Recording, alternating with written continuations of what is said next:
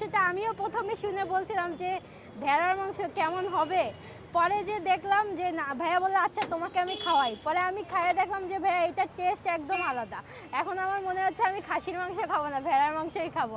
আর আমি মনে করি ভেড়ার মাংসের আইটেম আপনি পাবেন না, মিরপুরে পাবেন না। আর খুবই মজা, যারা আসবে তারা খেয়ে দেখবে, খুবই মজার একটা খাবার। আর চালের রুটি তো আমাদের বেস্ট, চালের রুটি দিয়ে সব কিছু চলতেছে অনেক সুন্দর। আসলে আমি জব করতাম উদ্ভাসে, তো জব ছেড়ে দিয়েছিলাম, আমি একটু পড়াশোনা নিয়ে ব্যস্ত ছিলাম, তো ও হচ্ছে শুরু করছে। তা আমি ভাবলাম যে আমিও তো বসে আছি, কি করব, জবে আমি আর ঢুকি না, এইটার পিছনে সময় দিচ্ছি আর একটু পড়াশোনা করতেছি। এই চিন্তা করলাম বসে থেকে তো কাজ নাই, যেহেতু রান্না করতে পারি একটু কাজে লাগাই, এই জন্য আর কি শুরু করা। আর বসে থেকে তো কোনো কাজ নেই আসলে।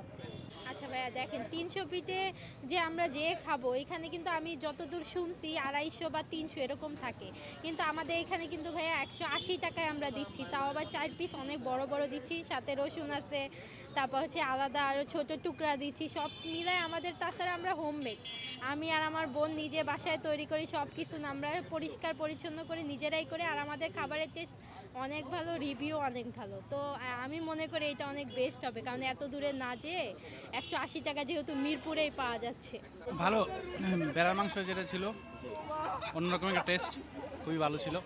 হচ্ছে নোয়াখালীতে তো আমাদের ওইদিকে মনে করেন যে অনেক সময় আমরা ভেড়াটা খাই, মানে খাসির মাংসের পাশাপাশি হচ্ছে ভেড়া মাংসটাও খাই। তো এইদিকে আসার পরে ভাইয়া যখন এখানে বসার পর থেকে দেখে যে এদিকে আসলে সব আইটেমে থাকে, কিন্তু ভেড়া মাংস আইটেমটা অন্য কোথাও নাই। এই কারণে হচ্ছে ভাইয়া মাথায় এই আইডিয়াটা আসছে।